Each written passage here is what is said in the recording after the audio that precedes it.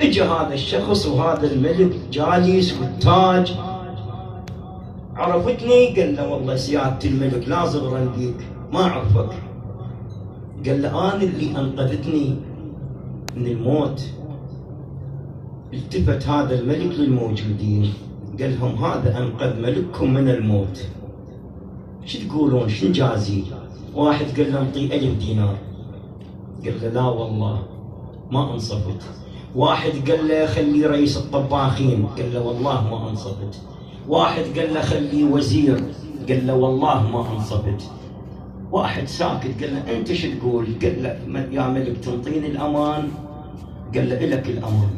قال له اذا تقول هذا انقذني من الموت فهذا يستحق ان انت تقوم من الكرسي وهو يقعد مكانك. قال له اي والله صدقت. زين هذا السيد يسمع، يا مولانا يا الاعرابي شنو قصدك؟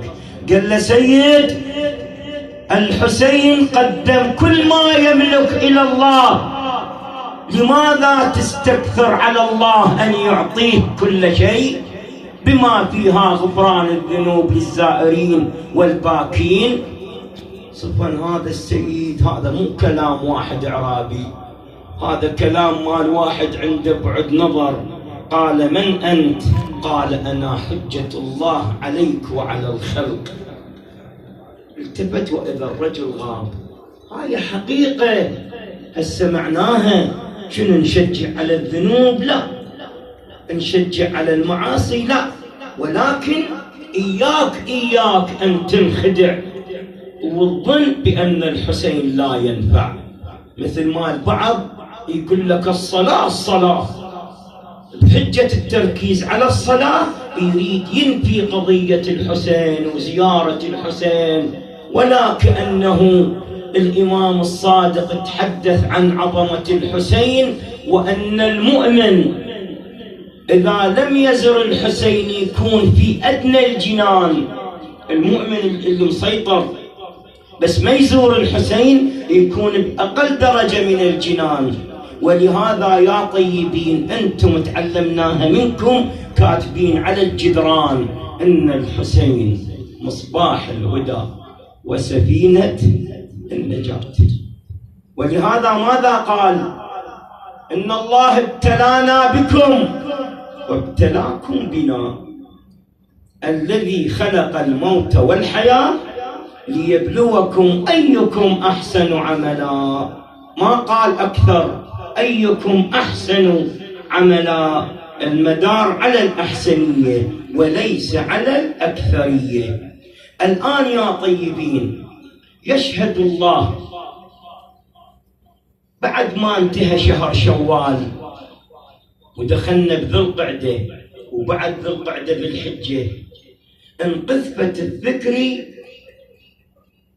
موضوع محاضرة تعبيرنا العامي غلست عنها. قلت هاي فكرة مجرد فكرة وجت، غلست عنها ورجعت لي، غلست عنها ورجعت لي 4 مرات. شنو هي هاي الفكرة؟ مقطع من زيارة أبو الفضل العباس، فجمع الله بيننا وبينك وبين أوليائه وبين رسوله في منازل المخبتين. هاي وين؟ شهر ذي القعدة. وهاي الآية، هذا المقطع من الزيارة على مجلسنا السنوي ب6 محرم، ويشهد الحاج على الصبيحاوي بهالقضية. يعني مو أنا الرايدها، الله يريدها. زين ليش ما قلت أنا ما باقي عدل احتمال أموت؟ هذا اليوم اللي إحنا بيه قبل لا يدخل شهر محرم، ومو من إرادتي ولا أنا المقرر. الموضوع اللي الله يريده ينذكر بهاي الجلسة هو اللي راح أقول لك بيه. أقسم بالله العلي العظيم مو أنا اللي مختاره ولا واحد آخر قايل لي ذكره، إنما هو فكرة انقذفت بعقلي الفكري. هذا الشيء اللي راح أذكره هنا، مع العلم أنت شنو إيمانك بالموت؟ يوم من الأيام النبي قال يا أبا ذر كيف تنظر إلى الموت؟ قال له يا رسول الله هذه اللقمة ما أتيقن إذا وضعتها في فمي أستطيع أن أتناولها. قال يا أبا ذر إنك طويل الأمل. أما سلمان قال يا رسول الله إذا صعد النفس لا أظن أنه ينزل، يعني مو بعيدة. الآن مثلا أعتقد بالموت، أقول لك احتمال أموت بعد ساعة، مولاي ساعة كثيرة. ما شايفين الناس على المنبر ماتوا عمي؟ أكو لو ماكو؟ ما شايفين الناس يصلون وماتوا؟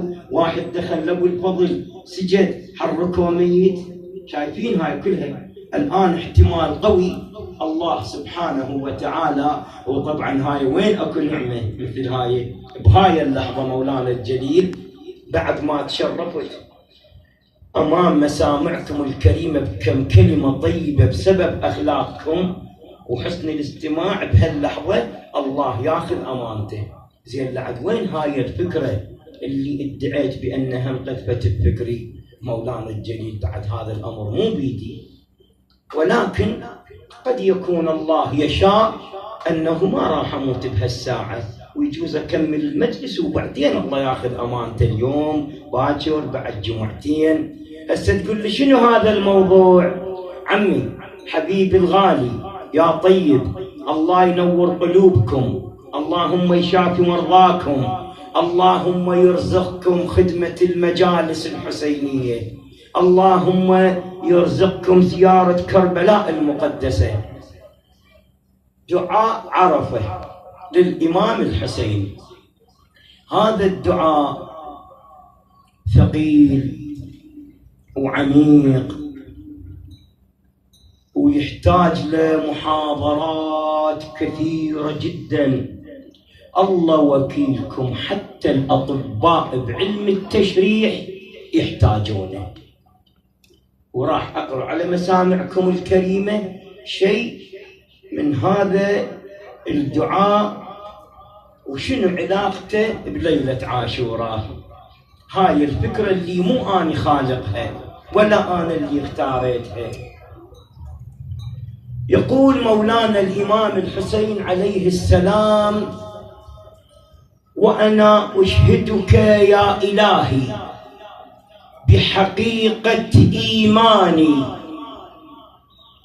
وعلائق مجاري نور بصري وأسارير صفحة جبيني وخرق مسارب نفسي وخذاريف مارن عرنيني ومسارب صماخ سمعي وما ضمت وأطبقت عليه شفتاي وحركات لفظ لساني ومغرز حنك فمي وفكي ومنابت أضراسي وبلوغ حبائل بارع عنقي ومساغ مطعمي ومشربي وحمالة أم رأسي وجمل حماء الحبل وتيني وما اشتمل عليه تامور صدري ونياط حجاب قلبي وأفلاذ حواشي كبدي وما حوته شراسيف أضلاعي وحقاق مفاصلي وأطراف أناملي ودمي وبشري وشعري وعصبي وعظامي ومخي وعروقي. شنو هذا؟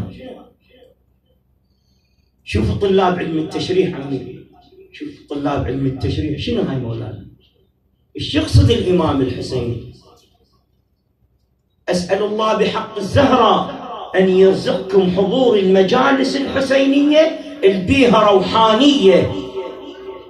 هنا الإمام الحسين إمام حكيم، ما معقولة يقرأ هذا الدعاء بيوم شديد الحر. تعالوا يا الحجاج اقروا، يراد لساعة ونص مدري ساعتين إلا ربع نقرأ، مو لا. هاي إشارة إلى الأماكن اللي الإمام الحسين راح ينضرب عليها. هاي اللي ذكرها: السلام على الخد التريب السلام على الشيب الخضيب، السلام على الثغر المقروع بالقضيب. هاي مولاي، هاي اللي يسلم عليها مهدي آل محمد، هن الحجاه الإمام الحسين. يعني يا شيعتي هاي اللي ذكرتهن بأجزاء الجسم هن ذني اللي راح يتعرضن للضرب يوم عاشوراء. هذا الإمام الحسين اللي